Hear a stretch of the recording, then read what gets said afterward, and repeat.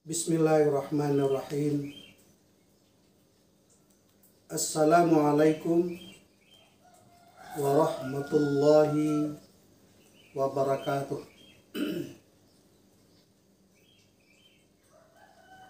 Innal hamdalillah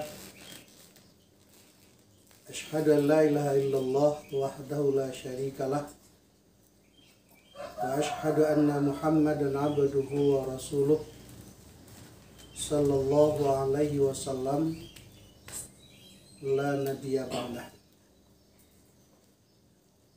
Labbaik Allahumma labbaik, labbaik la syarika laka labbaik, innal hamda wan ni'mata laka wal mulk la syarika lak. Bapak-bapak, ibu-ibu, kaum muslimin, para tamu Allah yang kami muliakan. Pertama, mari kembali kita bersyukur kepada Allah Subhanahu wa taala atas limpahan rahmat nikmat pada sore hari ini. Kita kembali hadir bersama dalam rangka bimbingan pelaksanaan ibadah umroh ke tanah suci Makkatul Mukarramah. Mudah-mudahan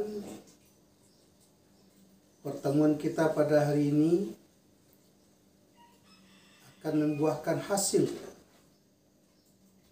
bertambah ilmu pengetahuan kita, menjadi amal soleh dalam kehidupan kita. Jauh daripada itu, yang kita harapkan adalah mengandung nilai ibadah di sisi Allah Subhanahu wa taala. Amin, amin ya Allah, amin ya rabbal alamin. Selawat beserta salam kembali kita sampaikan buat Nabi kita, Nabi Muhammad sallallahu alaihi wasallam,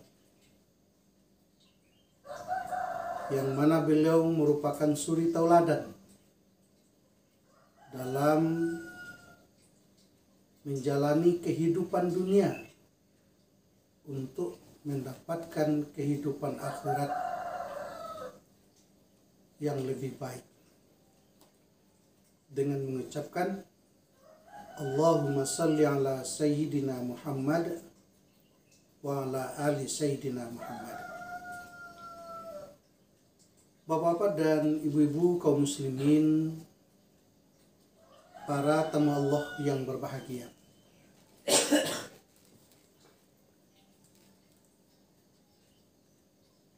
kajian kita pada sore hari ini adalah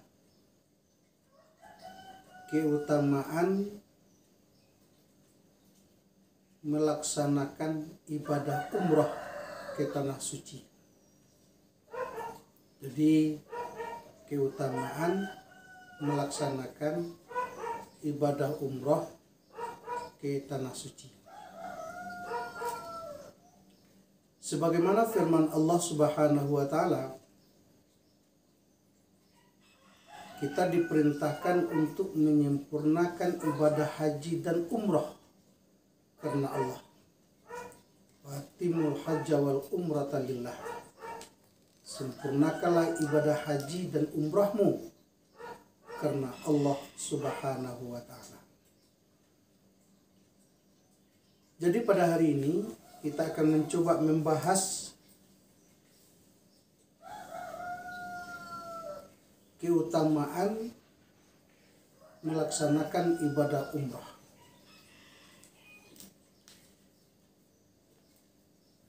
Yang pertama adalah ibadah umrah dapat menghapuskan dosa antara dua umrah dan berbalasan surga. Jadi yang pertama itu adalah menghapuskan dosa dan kita mendapatkan surga di yaumil kiamah. Sebagaimana hadis Rasulullah SAW yang diriwayatkan oleh Bukhari dan Muslim, al-umratu ilal umrati kafaratun lima bainahuma wal hajjul mabruru laisa lahu jazaa'un illal jannah. Antara umrah yang satu dan umrah yang lain itu akan menghapuskan dosa di antara keduanya, dan haji yang mabrur tidak ada balasannya melainkan surga. Bapak-bapak dan ibu-ibu kaum muslimin, para tamu Allah yang berbahagia. Jadi orang yang melaksanakan ibadah umrah, dia akan mendapatkan ampunan dosa dari Allah. Dia akan dimaafkan kesalahan dan kealfaannya oleh Allah Subhanahu wa Ta'ala. Kalau dosa kita sudah berampun, kesalahan kita sudah dimaafkan, tentu kita menjadi suci dan bersih di hadapan Allah Subhanahu wa Ta'ala. Setelah dosa kita berampun, kesalahan kita dimaafkan, jauh daripada itu yang diberikan Allah kepada kita adalah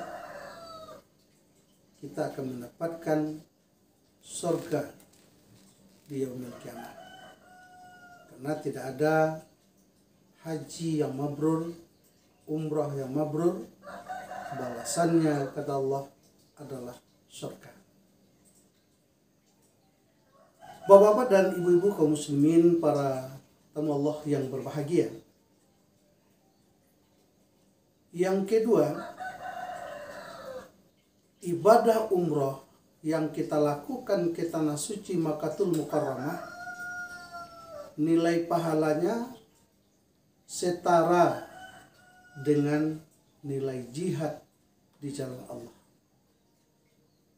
Jadi setara dengan nilai jihad di jalan Allah Subhanahu wa Ta'ala. Sebagaimana hadis Rasulullah SAW yang diriwayatkan oleh Ahmad dan Ibnu Majah,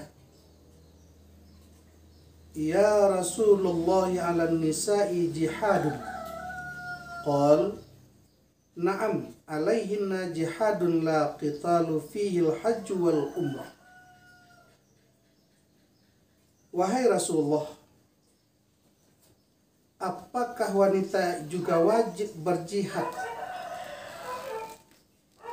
Maka Rasul menjawab, iya. Dia wajib berjihad tanpa ada peperangan di dalamnya, yaitu dengan haji dan umrah. Berarti kalau kita sudah melaksanakan ibadah umrah ke tanah suci Makkahul Mukarramah, berarti kita sudah sama nilai ibadah kita itu dengan berjihad kepada Allah Subhanahu wa Ta'ala. Bapak-bapak dan ibu-ibu kaum muslimin, para tamu Allah yang berbahagia. Yang ketiga, ibadah umrah dapat menghilangkan kefakiran.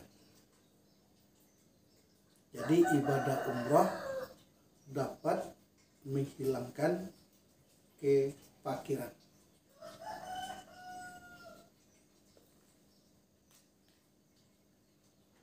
Sebagaimana sabda Rasulullah Shallallahu Alaihi Wasallam,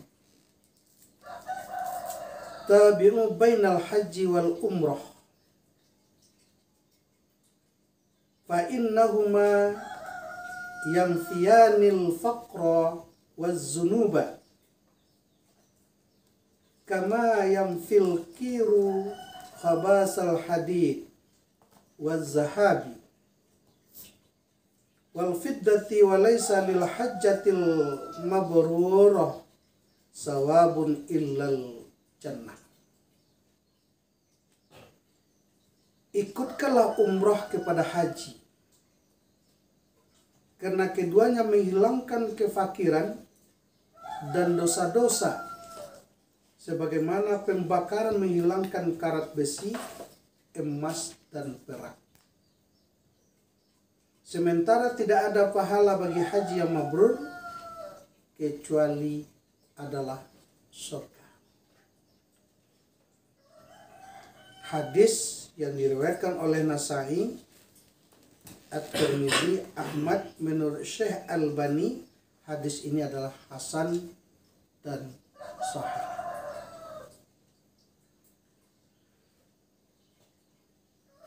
Bapak-bapak dan ibu-ibu kaum muslimin, para tamu Allah yang berbahagia.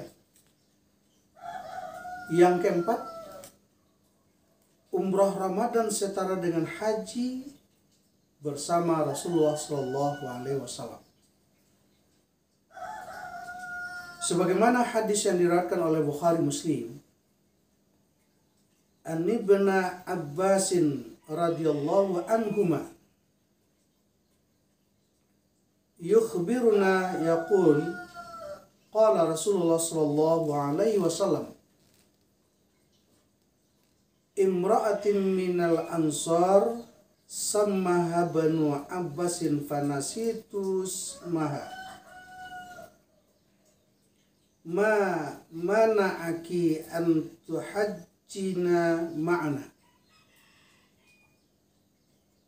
qalat kana lana nadhi'un farakibahu abu fulanin wa banuhu li zawjiha wa baniha wa taraka nadhihan nandahu alaihi qal fa iza kana ramadhanu ya'tamiri fihi fa inna umratan fi ramadana hajjatan.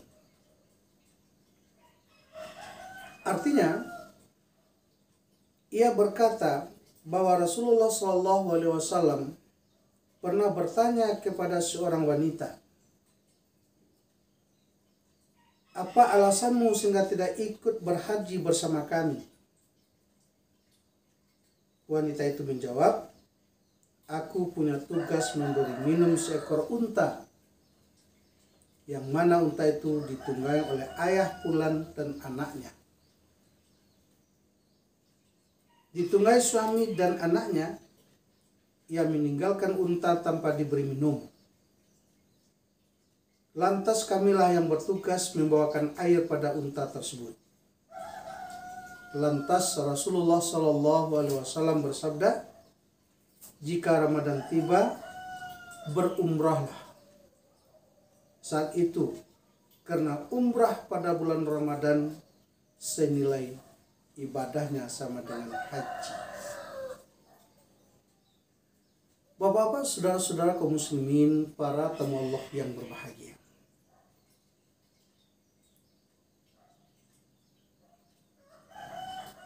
Di sisi lain, orang yang melaksanakan umrah, dia akan mendapatkan pahala yang berlipat ganda. Kenapa? Kata Rasulullah SAW, di atas dunia ini ada 3 tempat ibadah yang paling tinggi nilainya di sisi Allah. Yang pertama adalah Masjid Aqsa, yang kedua Masjid Nabawi, yang ketiga Masjidil Haram.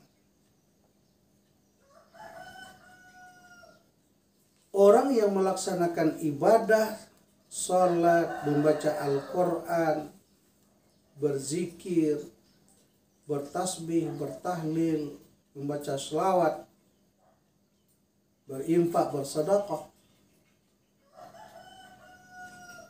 di Masjidil Haram itu lebih besar pahalanya dibandingkan dengan Masjid Nabawi. Orang yang melaksanakan ibadah di Masjid Nabawi di Madinah lebih besar pahalanya dibandingkan dengan Masjid Aqsa. Dan orang yang melaksanakan ibadah di Masjid Aqsa lebih besar pahalanya dibandingkan dengan masjid yang ada di seluruh dunia ini. Kan banyak masjid yang dibangun oleh orang sekarang.